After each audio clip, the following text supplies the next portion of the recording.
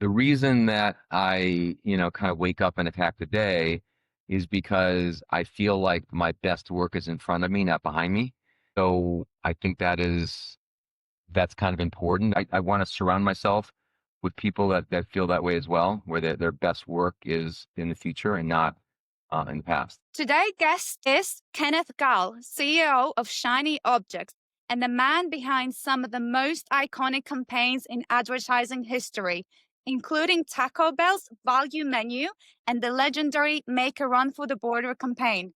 Kenneth, thank you for joining us. To kick us off, can you tell us a bit about your journey into advertising? I mean, when I was going to college, I thought I was going to be a newspaper columnist, and then I took a class with Professor Bird 100 years ago.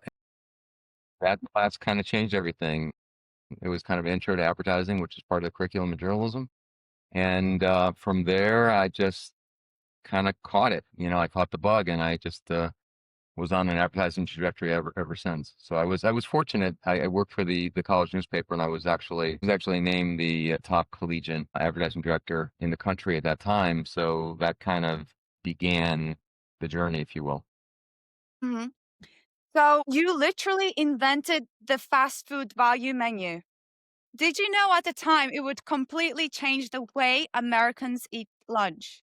Okay, so advertising is a team sport. I was the leader of the team. I don't know if I can take full credit, but I can tell you this. At the time when we were talking about the value menu for Taco Bell, sales were kind of soft and people management was quite desperate. And I think that's the impetus often to try something that is radically different is when things are pretty bad and you have to change. I think again, we're talking about massive change relative to the value menu because it changes literally the economic model for the brand. You don't do that without considering a plethora of other options. So when you finally are that kind of open to change, it's usually when sales and your future are kind of in jeopardy. So, your agency is built on the belief that attraction is stronger than persuasion. Can you Yes. explain what it means in practice? I think that the idea of trying to persuade someone means like you're trying to sell them. And I think what we're trying to do is trying to give them the information that they are going to be drawn to, that's going to persuade them. So I think people make their own decisions, and I think you give them again, you put the shiny object, if you will, in front of them, and I think they're drawn to it. And the shiny object in this case is the right kind of information. But I think if you try to sell them, if you try to convince them that they really need the shiny object, I think that's not usually successful. So I'll give you a specific example. One of our clients is Wintergreen Sport, which is a topical analgesic company out of South Africa. So I think that again, if you take trend that's already in place, you have a way better chance to convert or to incite trial. So specifically, our target is endurance athletes. For decades, endurance athletes have been drawn to magnesium because when you are an endurance athlete, you expend a lot of magnesium, and magnesium is very important to recovery. So a lot of people ingest their magnesium, which is terrific and wonderful, but we found in that 50 to 70% of magnesium that you take orally ends up somewhere in your digestive tract. And if you have a pulled hamstring, that's not where a lot of the magnesium ends up going. So topical does a couple things. One, it's localized, so it goes exactly where the pain or where the muscle needs the assistance, if you will. And the second part is it actually enters the bloodstream through the skin. So topical does both. It's localized where the problem is, and it's also enters the bloodstream. So speaking to magnesium believers and getting them to try a different form of magnesium, we thought was a reasonable bridge for them to cross, and it's proven to be a solid strategy. And do you approach this campaign in a way through educational content? Well, I think in this case, a lot of it is through social and paid social. So you're able to, through paid social, target people that are endurance athletes that are running, you know, somewhere between 10 and 20 miles a week.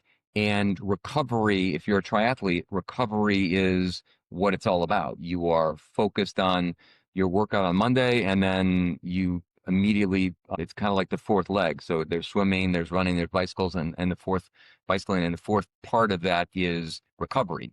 Because after you're working on Monday, it's how do I get ready for Tuesday's workout? So it seems most triathletes are pretty dedicated. They're working out somewhere between 5 and 7 times a week, and how they recover is really essential to their lifestyle. Course, yeah. No, I'm a little bit into the whole gym and sports thing as well. So I know like if you don't give your body enough recovery time, unfortunately you will injure yourself, which I guess this product in a way helps you recover, but you don't lead to Only injuries. helps recover. It also, in addition to that, part of recovery is sleep, as I'm sure you're aware. And there's again, if you go on Instagram, you'll see a lot of mother hacks where they're spraying magnesium on an infant's foot, and they think anyway that it's helping sleep. And we did a Wintergreen challenge where we gave a lot of Oh, top magnesium products to athletes, and that was one of the things they reported. About 75% of triathletes reported better sleep, which from a recovery standpoint, essential. wow. Can you dive into this challenge a little bit? I find that very fascinating.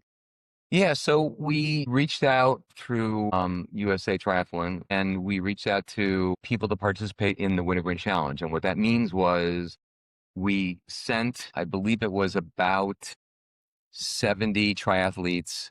We sent them a array of wintergreen recovery products and said, stop using whatever you're using for recovery right now and use wintergreen products exclusively for 2 weeks and tell us how you feel.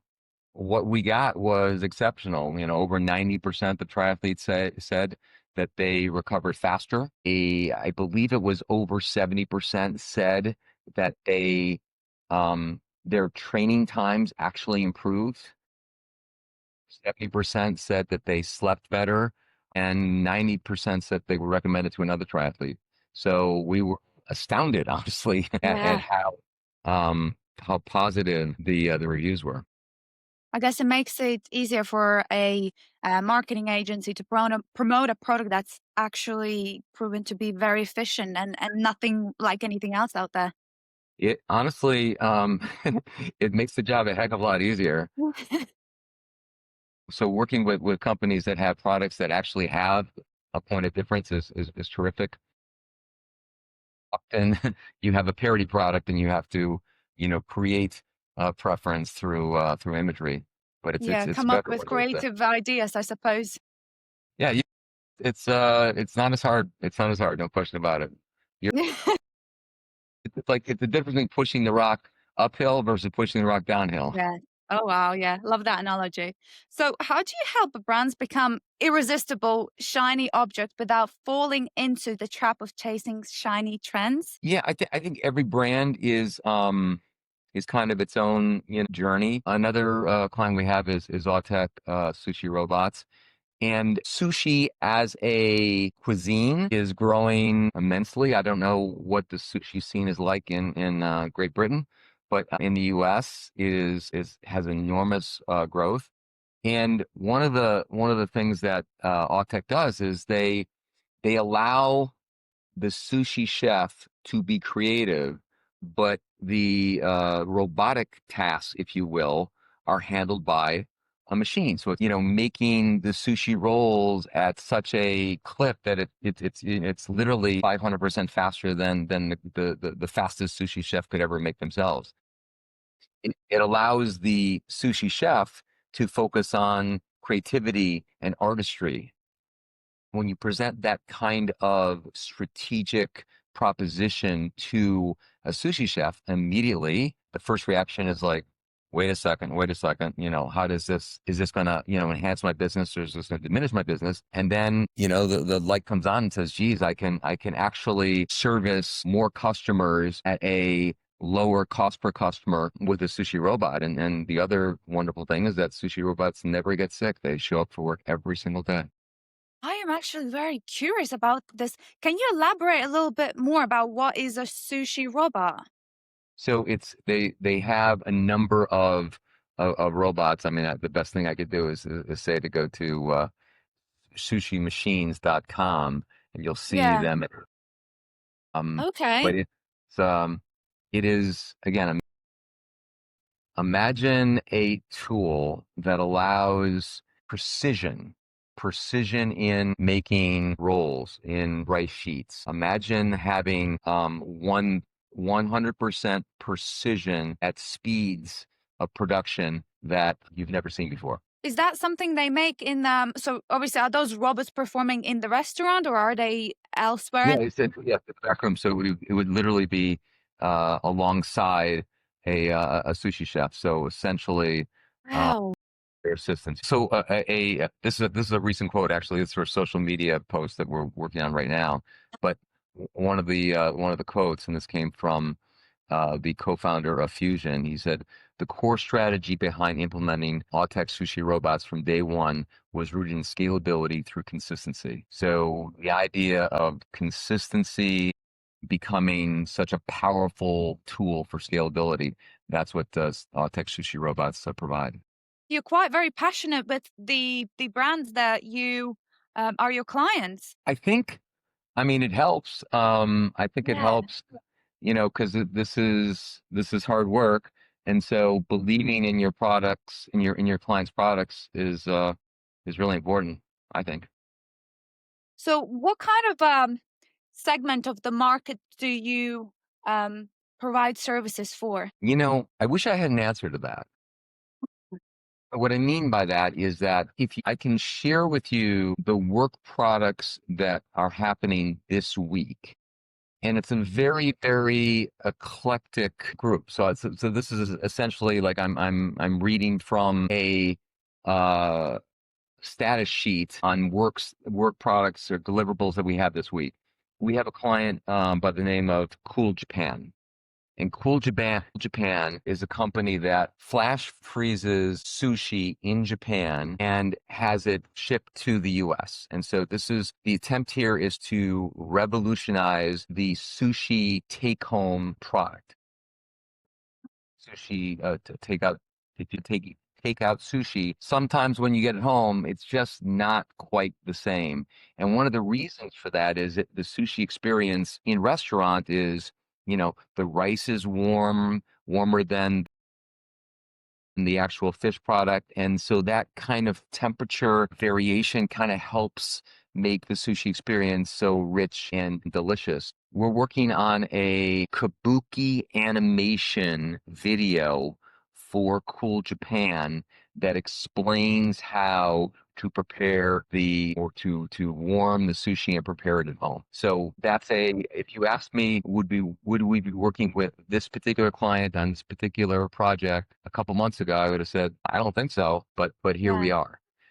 Another Yeah. new client we have is it's a capsule hotel concept called First Cabin.